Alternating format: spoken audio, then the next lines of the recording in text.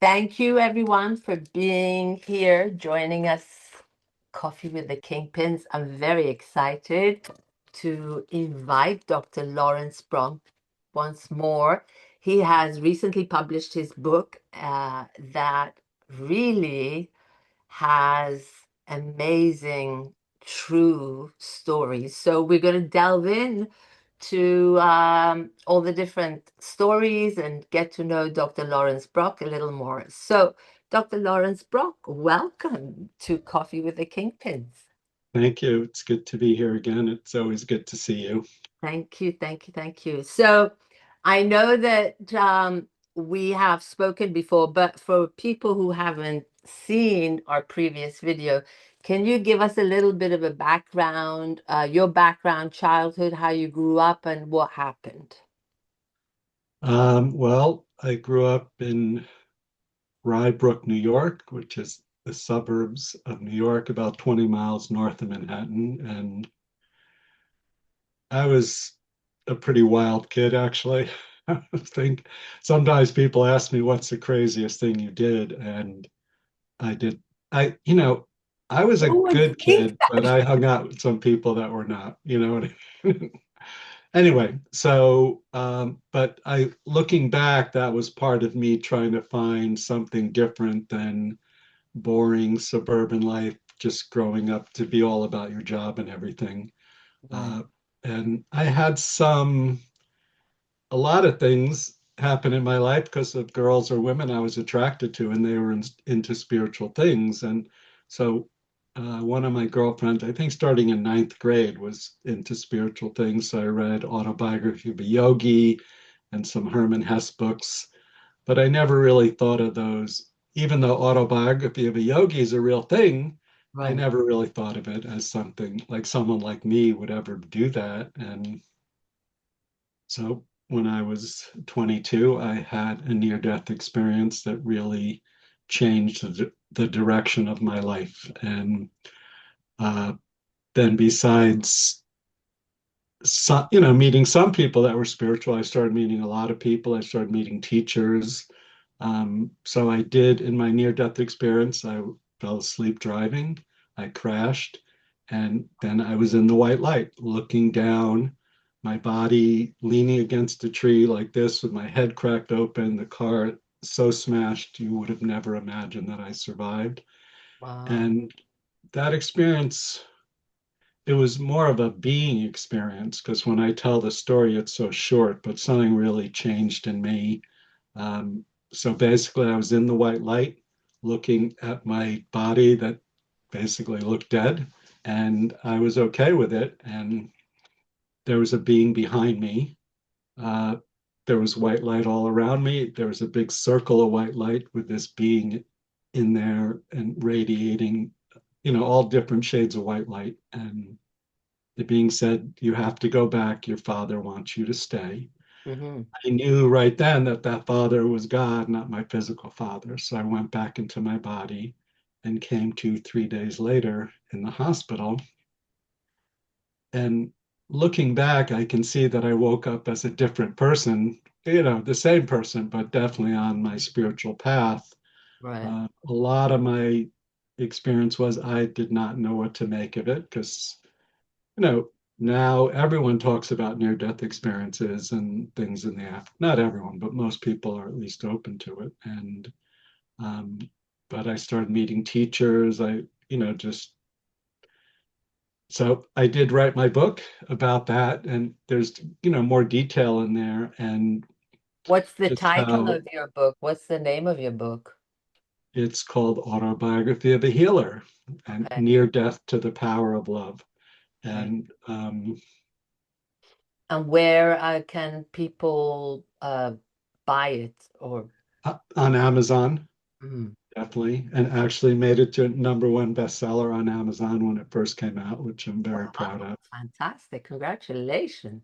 Thank you. Yeah, it was really a good experience writing the book because I did uh, remember in more detail than I thought about in years experiences that I had with different teachers. So I studied mostly with a Sufi sheikh who's Islamic. I studied with a Hindi teacher, Christian teachers, teachers from different traditions, and it it was really a great experience to write that because I had forgotten. And one of the things that happened, and it's interesting because I have these amazing spiritual experiences, and to me, they're just all normal. One time I was at City Yoga Ashram in upstate New York, and I got to get a blessing from the guru. But when I was there, everyone's chanting, and then there were these giant spiritual beings along the side wall. Most of them were Hindi and, with beautiful jewelry and all this stuff. And they were swaying it was just so cool. And to me, it's just kind of normal to see those things. Yeah. So how long have you been doing what you do? Because you explain what you call it because you do different things. But yeah, tell us, what you would call it. And I know that you also work with couples as well as, Yeah. individuals, also with children. Because I Yeah. know I used to bring my son to Yeah. Yeah. work with you. Yeah. I haven't quite figured out even after all these years. So I've been doing this about 40 years and it's progressed. In the beginning, it was much more hands-on stuff. But yeah, I was talking to a friend recently. Really, the energy of it is what's important because I remember a time when I had an office down in the village in Manhattan, and I learned this new technique. I don't even remember what it was, but I decided to really shift what I was doing with people to include that a lot. Mhm. And when it was over, I asked some of my clients, "What did you think of that new technique?" And they were looking at me like, "What do you mean? It didn't feel any different." So it's the energy of it, but the probably God's love would be the best way to describe it, but it's yeah, so I'm working on my next book already. It's almost done actually. And there's just the part of ongoing loving and opening or growing, loving, this ongoing thing of feeling it more and more and more. And which for me, it corresponds to being able to help people more and more. Right.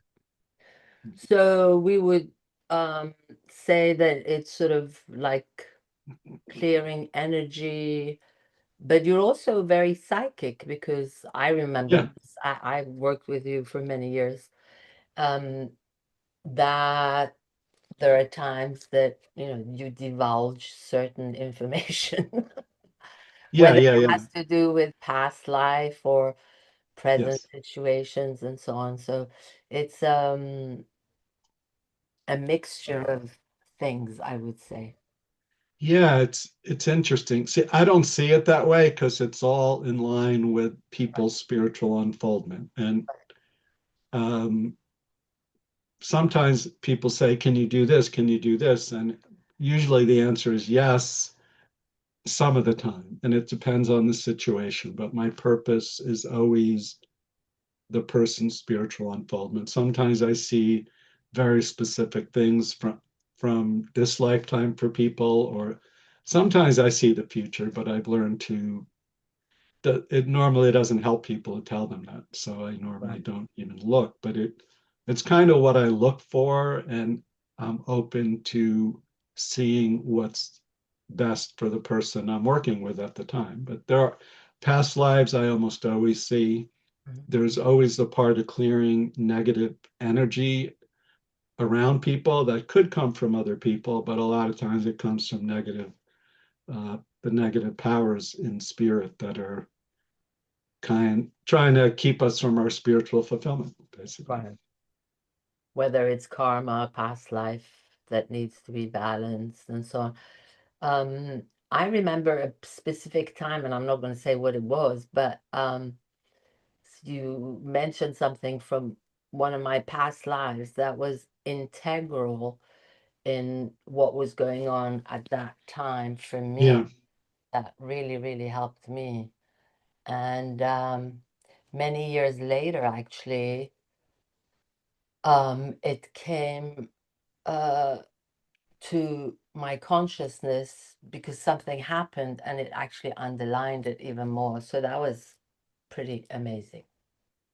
It Uh, is. So, yeah, everything is karma. So the good stuff, the bad stuff, but right, we have something in us that is our soul is there, and then it's almost like there's an energetic matrix of our soul that's being presented into the world, and that's what we're designed here to do. It right, comes through our positive qualities and attributes, right, like the things affinity. So like I said, I was writing my book. An example is if you like vanilla ice cream, you're going to order vanilla ice cream. And that's, I like, when I was young, I always liked chocolate ice cream. Now I like vanilla ice cream, but I don't like strawberry ice cream. So I would never order that. right, And even though that's a funny little thing, that is kind of that's thing that keeps, well, I'm only going to order vanilla ice cream. That choice, it's a good example of how our karma and our soul reflects into the world, and it influences our decisions about things. right, right. Very interesting. Yeah. So, what would you say? So, you've been doing this for 40 years. Is Yes. there something like some kind of change or some kind of evolution that you might be seeing in general with the clients that you work with that Yeah. tells you something? Um, yes. Well, I think I mentioned this last time. I mean, one thing back in those days, almost all my clients were women, and now it's like 50-50, which I really like.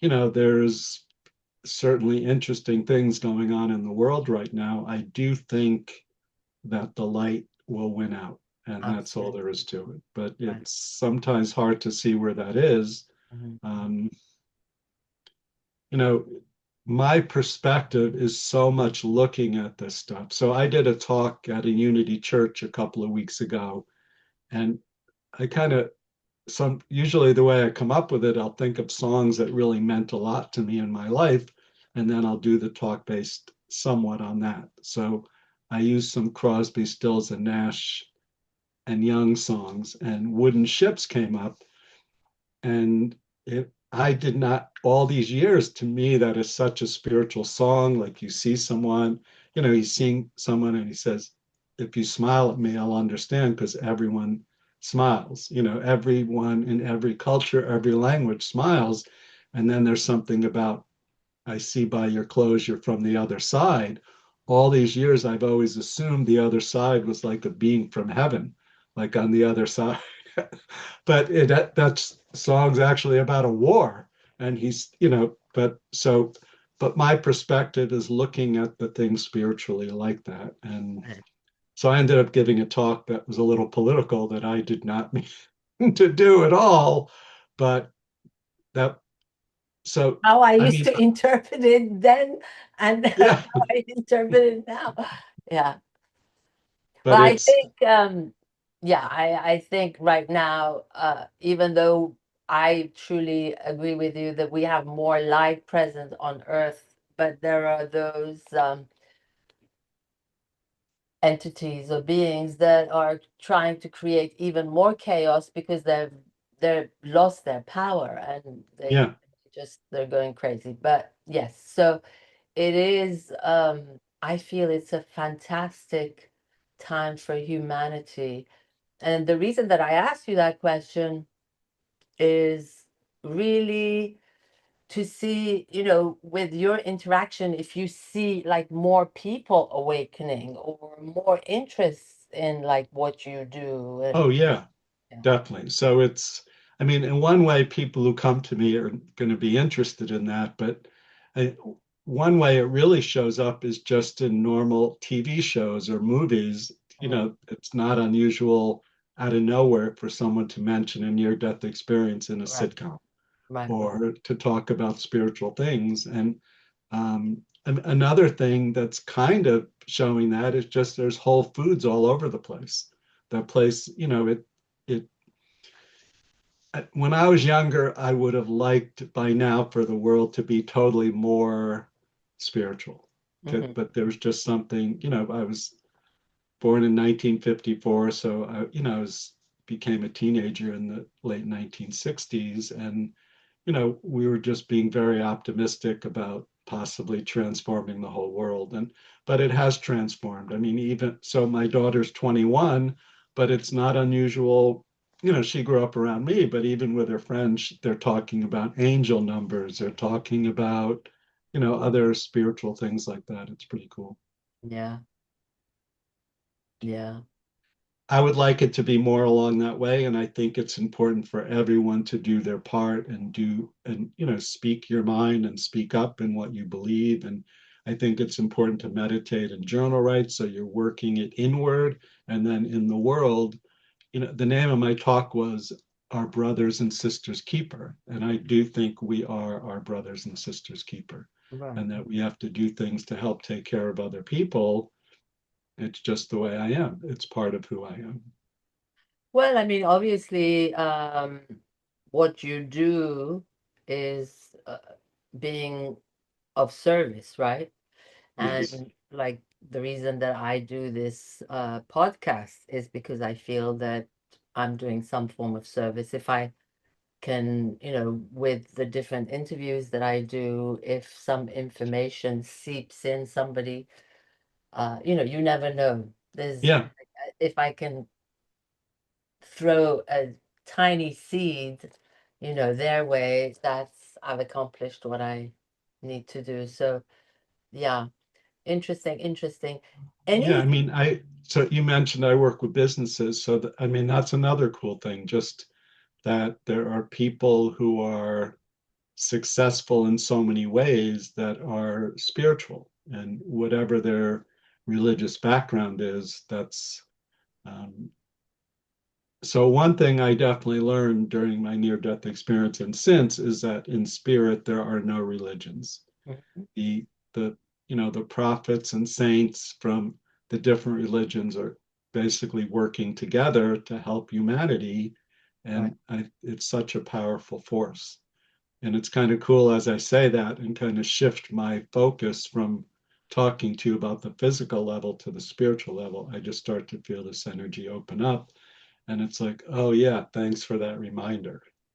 So and you have your son and I have, children, and that love we have for our children, again, that's something that goes on in all cultures, all political points of view, all, you know, everything, all colors, so there is that common loving and smiling and laughing that everyone has. right, right. So, is there any particular chapter that you can kind of delve in a little bit or I would say an example or a story that you could share with the viewers? Yeah, yeah. So yeah, there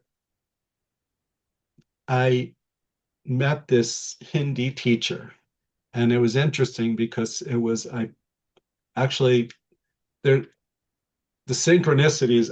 I couldn't go into all of them right now, but it ended up I put an ad in the local newspaper, and this woman called me and said, "Me and my four friends want to come see you, and we've gotten permission from our teacher, Mm, and our teacher wants to meet you." mm, And this was in suburbia of Westchester County, and where these women were from Scarsdale, a place that's well known for a lot of wealthy housewives having too much money and too much time on their hands. right. And so I was a little skeptical, but it ended up being a great experience. So they introduced me to their teacher, and I went to meet her, and it was I had had experiences before where what looked like on the outside were these spiritual centers in Vancouver, Canada, in Boulder, Colorado, but this was right near where I grew up. And so I went into this house, and it was on the outside, it looked like, a suburban house Westchester County, and the inside it looked like a Hindi temple. Mhm. And this woman, she brought me into this little room, and I sat down and I had some mystical experiences with her. So she would do these guided meditations with me, and they were really quite profound. And another kind of cute thing. So she told me right away I was going to study with her, and she said, "I'm going to teach you how to do tarot readings, and Oh, I'm going to teach you about the Bible," which seemed like a Hindi teacher in the Bible, but so it was good. And I don't do tarot readings, but I learned a lot about seeing symbols in the spirit. One kind of cool thing happened was she told me to get this specific tarot deck. At the time, I didn't realize there were different ones. And she said, it's going to be hard to find. And she gave me a couple of stores to go check out. Neither of them had it. And both of them said, you're not going to find it. which one was Um, it? I don't even remember. That's the thing. So You still have um, that? uh, I, I don't think so. No.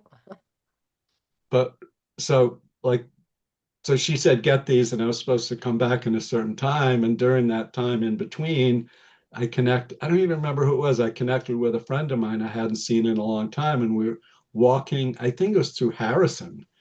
And, but there was a new agey kind of store there that was just opening. And you could tell it really wasn't ready to be open because there were workers there and the displays were not so neat or anything. And so I went in just, taking time on a nice sunny day, and there was a pile of tarot cards there, and right on top of it was the one I was supposed to get. And it was like, and but before that, I was saying, "Oh, this is, you know, that I can't find them was a sign that I should just think this is all ridiculous." But of course, then I took it as a sign. This is like the greatest thing in the world. So I ended up studying with her for, I don't know, close to a year. But then all of a sudden, one day she said, I have to go back to India. I won't see you anymore. And she needed to go on this extended retreat training that, um, so a lot of cool things like that Are happened you in my, still in touch with her? Did she come back? I think she did come back, and I talked to her once after that, but she was very kind of dismissive and like Oh, basically letting me know my time with her was over. it's up. So what else did she teach you? Well, the how to do tarot readings, but a lot of it was the symbolism of what they were, and it's taught me a lot. Even so, yeah, so there was this meditation, this lotus flower meditation she guided me to through that I learned a lot. There was another one where it was something to do with the devas, the gods in the Right. Hindi religion. Deity. Um,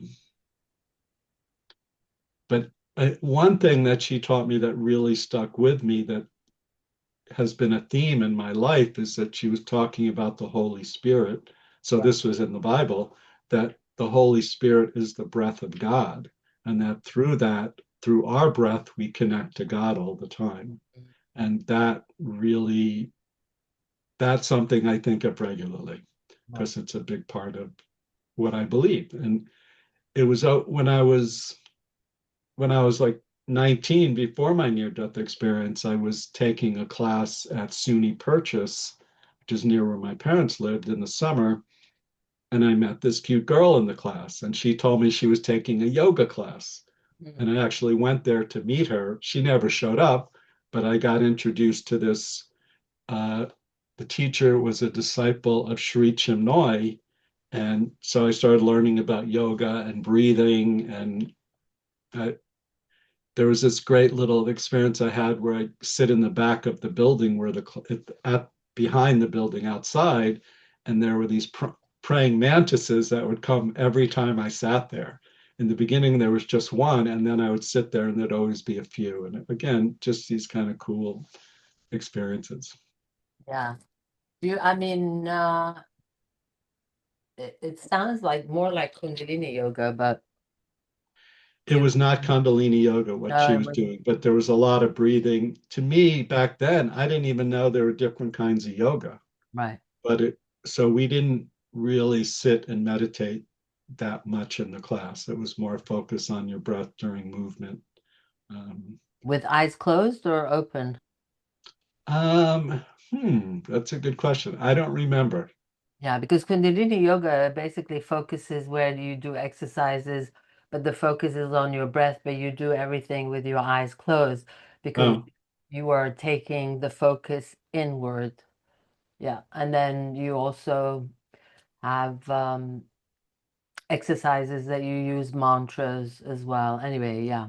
I yeah, mean, I I've don't. done all kinds of yogas, but that Kundalini is the most profound. It really kind Yeah, I remember that. of takes you. I've done this was not Kundalini yoga because I've done things. I used to go take some the the Kundalini place in Manhattan would have white tantric workshops Yes. sometimes, and Yes, I would do that. So yeah. that'd be sitting across, I would go with my girlfriend and do this chanting. It's interesting because there's something that similar happened to at the one time when I was at the City Yoga Ashram. I kept hearing brown cow. And the chanting is obviously not that, but for Right. some reason it puts such a big smile on my Right. face. So to me, brown cow is a Hindi chant. Okay. But I remember In like brown Kundalini. cat. So you'd sit across from your partner and you Yeah. connect and That's but you the do chant. yeah, that's a white tantric. So what year was it? Because Yogi Bhajan, until he was alive, he used to come to New York City and it was like a day or two that we did it and they would put you with I mean if you came with someone, obviously that would be your partner, but if you didn't, which I didn't, then I actually partnered with my one of my teachers. But Nice. it's intense, intense, intense. It was Like intense. very, He was not there when I did it, but okay. definitely one of the times he was on a live video Right, from right, India, so his presence was very right, there. right. Um, I don't remember. I think I went 3 times, and Yeah, one time I definitely remember the TV screen being there, partially because even having someone on a TV like that back then was like, now it's just normal, but back then it yeah. was not. It was actually amazing to meet him in person. He had such powerful eyes. Yeah, I mean, he was a pretty big man, but yeah, interesting. Well, obviously, we've done a lot in a yeah. short It's period. so part of the book. I go through different healings that happen. So for me, again, I did not know what was going on, and the inner spiritual things a lot of times would be easy to dismiss as, Mm, you know, it's just not that concrete, even though you experience it. Even my near-death experience, I know it happened, but people say, "Can you prove it?" There's no way. And sometimes yeah, people yeah, say, "How do you know it wasn't a dream?" I know it wasn't, but in one way, like it doesn't matter because I changed. yeah, And so when I do the healings, it is just so cool because I have, work with people all over the world and they feel it and they sometimes physically get better, sometimes in just like that within minutes. Usually it takes a bunch of sessions, but still, that part is you can't deny when something physical changes. So I realized in my writing, I want to include some of that in each book because it gives really concrete, you know, facts that something is happening and it's yeah. not just in your mind kind of thing. So It's really interesting going to, when people say, well, can you prove it? Or how can you prove it? Or how do you know for a fact? It's, to me, it's like, okay, we have Wi-Fi, right? Can you prove it? Because that's a form of energy, right? So if that can be, why right. can't any other energy be? You know what I mean? Because I And get the same thing with, believing in past lives and so on. And I'm like, I've seen it. Well, are you sure? But anyway, I mean, at some point you got to stop and say, hey, you're entitled to your views and yeah, this is mine. And thank you. Yeah. well, the thing with past lives, sometimes people come to me and they're trying to stump me or something, and they'll, come with something in their mind that someone else told them. And Uh, when I see the same thing, it again, it's not proof, but it's kind of like proof. There, yeah. So I've had that happen many times where people say, "Oh yeah, someone else told me the same thing," or uh, sometimes if I'm talking to a friend who does what I do, and then we see the same thing in each other, that's kind of cool. yeah, interesting, interesting. Yeah. Yeah, So yeah, I mean, I just get such a kick out of it as I'm thinking. My mind's racing around like, what story should I tell? So um, I had something just very recently um, where someone had a stroke or had the symptoms of a stroke, and it seemed to be full stroke and everything. And they're actually a family member asked me to work on them. And then when I was doing that, I saw it was interesting because it was like there was some energy line in the person like that, and I saw something shift, and then instead of going to the side, it went straight up like this, and it was like, and I mean, I felt it in my body even, and I thought, oh, that might mean they're better, hmm and so it was kind of cool because the diagnosis went from this full stroke that was very serious to the doc saying, oh, we made a mistake, it was a minor stroke, which Wow. is way Yeah, way better because of the amount of time. So basically, their brain was not affected, which was kind of cool. yeah, that's very cool. Yeah. I don't know if I told you, but I have taken like courses doing, energy work. And I basically mainly, I mean, there was a period that we exercised where, we would take like a group of us, 3 or 4 people, and see a picture of someone. We didn't know them. They would just give their name and their birthday, and then we would sort of say what we see and do clearings and so on. And Yeah. a couple of months ago, we went to this horse farm and we started doing some energy work with horses. And it's Wow. incredible because horses are really very, very highly, I would say, they kind of tune in into energy. So it Yeah. it was and it was interesting because you would see their reactions, And anyway, so that was a very interesting thing to do. Yeah. I'm just making a note because I remember something that I want to include in my book. But Okay. so, yeah, when Are I you did it, writing another one or the new edition? well, I have another book I'm almost done with, but Uh, this is focused on just exercise. I'm already working on the next part of my autobiography for like oh, the okay. next 10 years. So, Nice. but I was in a class one time and we were basically paired up with someone, and the person was supposed to think of someone, and then you would see what could you get about them. Uh-huh. And I went down a list of things, and the person going, you're right, you're right, you're right. And so this was a very outdoorsy person they were thinking of. And I saw a work shirt and jeans and work boots and everything. And then I said, but his skin is really pale, which seems not to match up with everything else.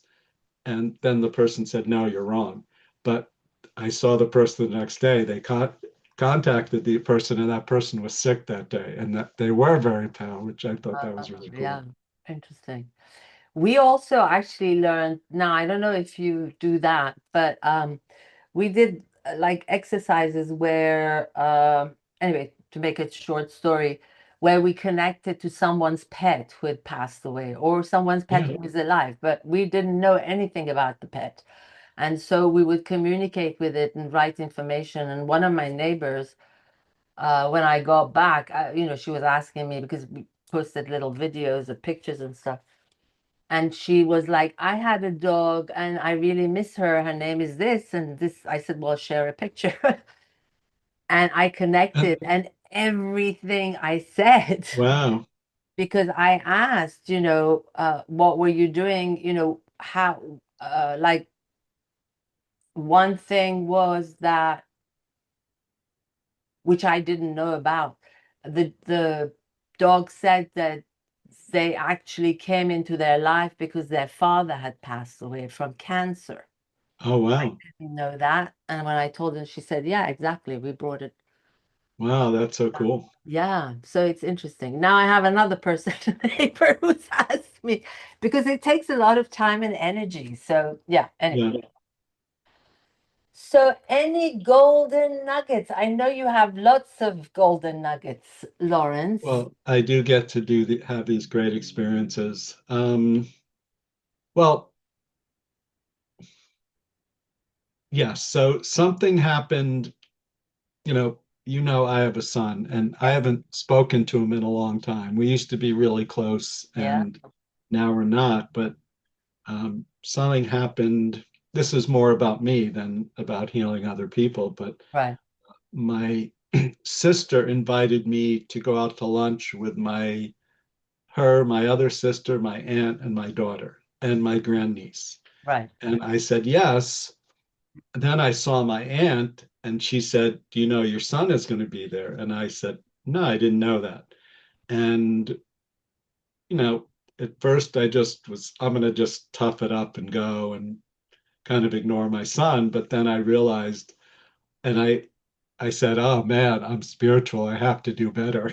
And it was kind of funny because when I told my daughter, I told her the story, and I said, it was more like, adding a swear word in there, like, oh Right. shit, I have to do better.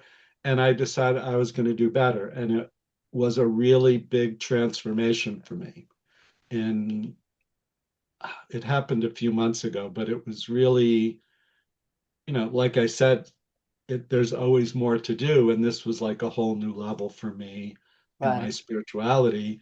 And I was going to go there and I was going to do the right thing spiritually, which sounds funny, but I have certain standards that I live by, and that's how I want to live.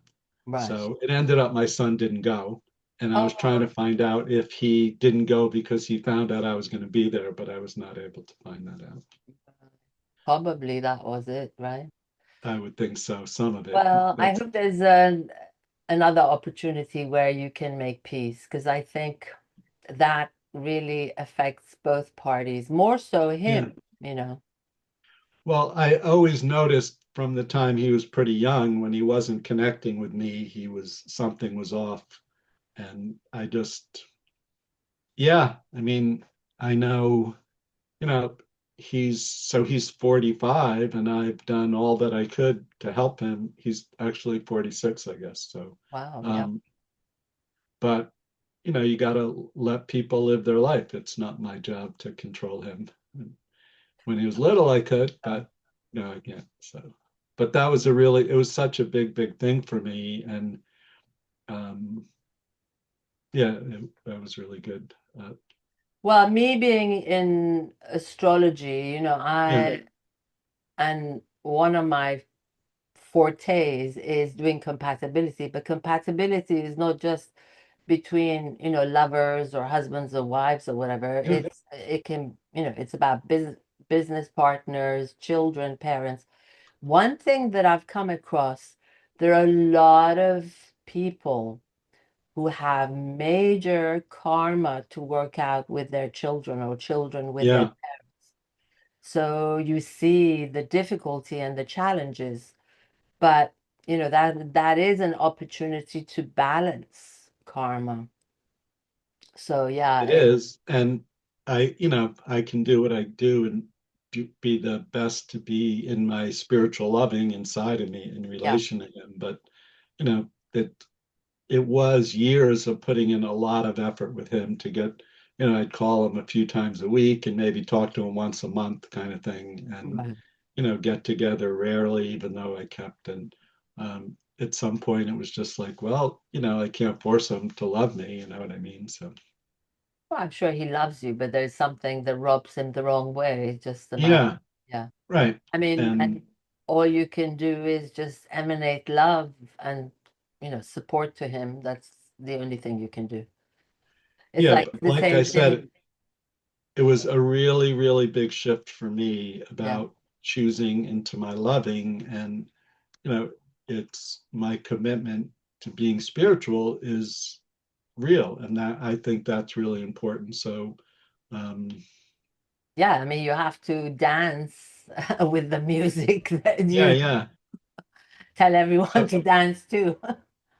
Yeah. oh, yeah, you were talking about animals because one time a client of mine was asking about their dog that was kind of sick, and I got for them to eat orange peels, Uh-huh. which seemed like a funny thing, but I said, I would trust me because I know when I see stuff, it's true. But he said, okay. And it was interesting because the dog loved him Oh, and he got better. That was kind of a cute little thing. that's crazy. That's crazy. Well, Yeah, so you have published one book that was bestseller on Amazon. You're working on another one, and you're also working on a book that basically goes through different exercises. yeah. So I actually published two books already. Okay. And so the first one was about the breathing exercise I developed for my doctoral treatise, and it's really Okay. focused on that, which is a really great thing.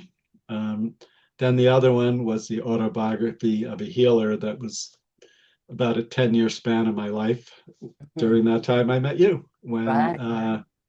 after that. And then it ends right when I met who I consider my real teacher. And then I'm going to write. So I already started a book for about 10 years of that. And that's going to end when he passed away, Mm. the teacher. And Right. so, yeah, a cool thing happened. So the night that he passed away, he had been sick for a very long time. And, but I had a dream, and he came to me in my dream saying, now you're going to have to, I don't remember the words, but now you're going to have to be like another level spiritually, because he basically told me he was going to pass away. Hmm. And so then that book's going to end right then. And then the other, the book I haven't started yet is going to go from that time probably up to now. Okay. So Yeah. then that's different from your biography. The biography's the first 10 years. Okay. So there's two other books that are coming 10, approximately 10, even though it's been more like 40 or 50 years since the story started. So yeah, I'm almost 70. I'm 71. I'll be 72. And it started when I was 22. So, Okay. but Fantastic. I even say in the book, my perception of time isn't always accurate. So even though I say it's like 10 years, it might be more than that. Right. Okay. Yeah. Any last words of wisdom? Well, for everyone to meditate and to know there's something really good in you. And the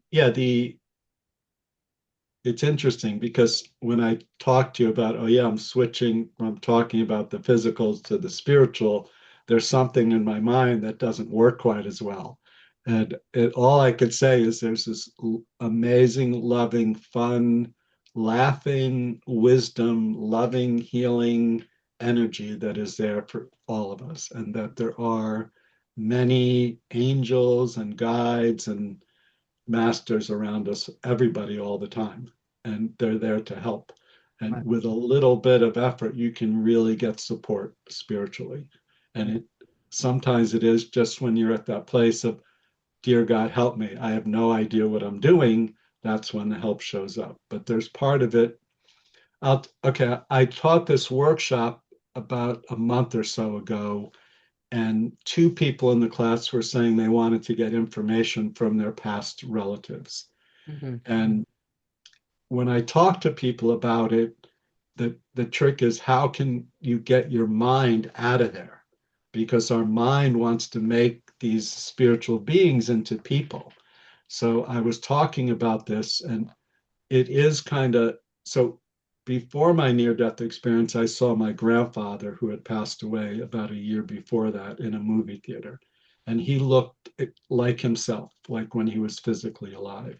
Now he comes and he looks like this. It's a much bigger, just a version of his head with all this yellow light around him.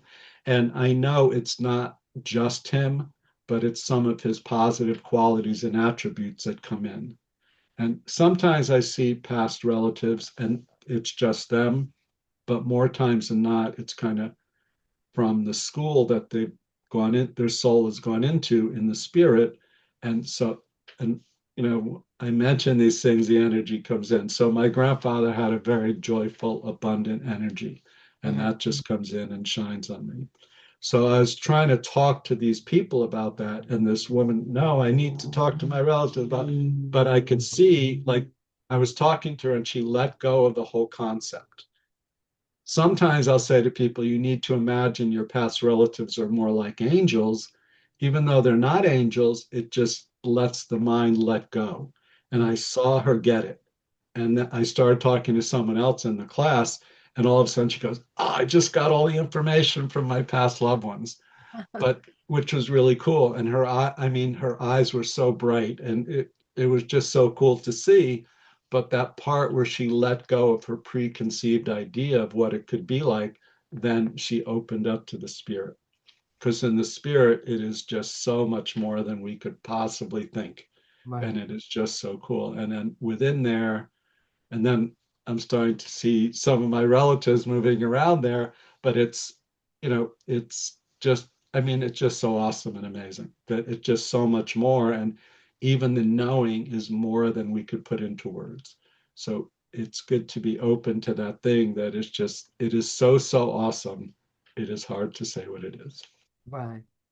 And I mean, we all have a soul, and our soul has infinite lives and, infinite experiences and possibly from higher realms. So, Yeah, there's part of us can yeah, be on different planets. There the different levels in the spirit. There are different dimensions. There's so many things, and see, when I'm talking about that, it's kind of like my mind's going. It's almost like this supercomputer calculating things there, and then I go, oh, I can't understand that, so let it go. And it we can talk about it, but we can talk about it and let the energy come through, but we can't really talk about it. Like you're saying, there's different levels, and I have ways to talk about it, but it's always knowing that the labeling, in labeling anything, you're trying to make it small and finite. right, We're talking about something that's infinite, and right. keeping that in mind that it's infinite is really important. Yeah. Beautiful, beautiful. I know I get so excited about it. It's so cool. Well, Dr. Laurence Brock, it's a pleasure. We will share the link to your book. Thanks again for joining me for another fascinating Thank you. conversation. And for everyone that's watching, please help us, give us a thumbs up because this helps the video. And now I've realized that there's a hype where you can hype and you can only do it from your phone. So that would Ah, help us greatly. We will be posting on Rumble and YouTube, and please like and share with your friends. And if you have any content or subject that you're interested, please share it with us so that I can arrange an interview. Thanks again. Have a wonderful day. Bye bye.